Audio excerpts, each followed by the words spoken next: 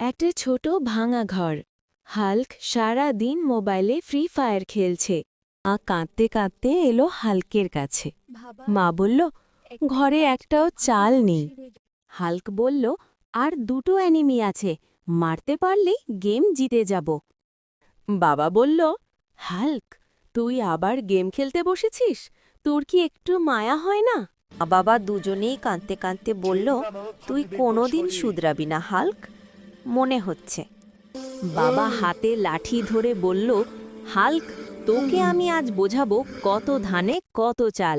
Hulk বলছে, আর narrow না বাবা। বাবা, এই কষ্ট না পেলে তোকে সোজা করা যাবে না। হাল্ক কাঁদতে কাঁদতে ভাবছে, সত্যি আমি অনেক খারাপ ছেলে।